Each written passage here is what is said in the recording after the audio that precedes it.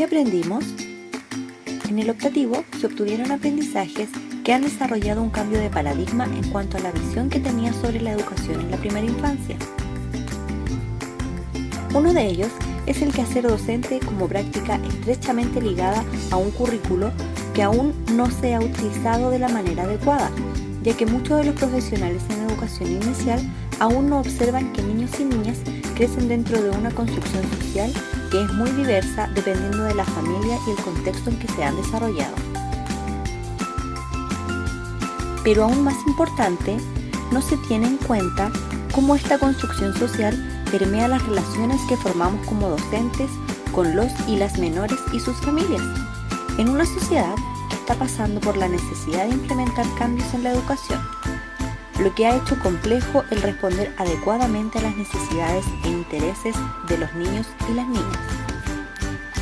Gracias al optativo, comprendí que en la actualidad tenemos que analizar críticamente el sentido con que se ha observado la primera infancia,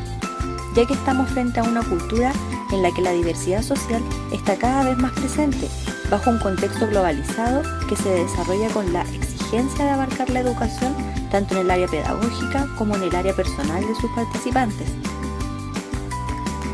lo que conlleva abandonar pensamientos arcaicos como los estereotipos y la reproducción de género e identidad que en muchas ocasiones no son más que restricciones sociales que se han impuesto culturalmente en un país que dice avanzar en función de la integridad e inclusión, cuando no hace más que invisibilizar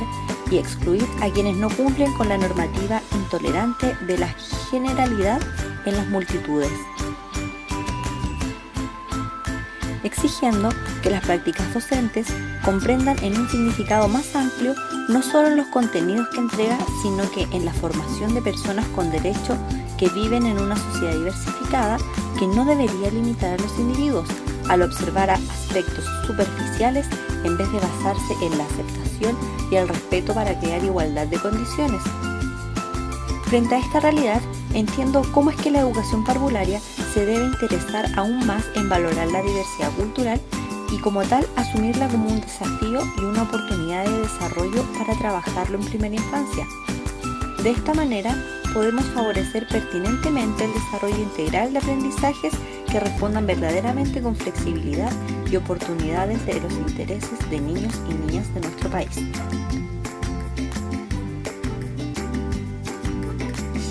Desde este objetivo, pude rescatar dos conceptos que están presentes en las salas de actividades con los niños y niñas y en general en el sistema educativo, y que falta por profundizar en la práctica, el cual sería primero género y segundo interculturalidad. Cuando hablamos de género, es necesario contextualizar el concepto. No es lo mismo en un gobierno de democracia que en una dictadura, más aún cuando las leyes son homogeneizadas y la cultura impone ciertos parámetros que delimitan el quehacer de los niños y las niñas. Dentro de esto, hace un par de años y recién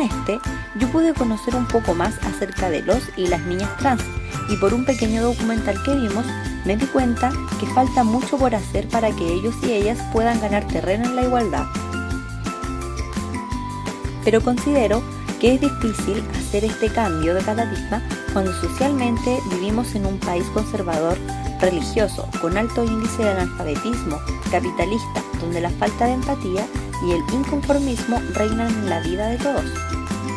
Pero desde mi especialidad, que es la educación parvularia, más que entender lo teórico de las diferencias de hombre y mujer, sexo y aquellas cosas que trae consigo el concepto género, es importante que conozca aquellos programas, aparte de las bases curriculares, que están a favor de una educación inclusiva y de calidad independiente de las características de cada uno y sus condiciones particulares,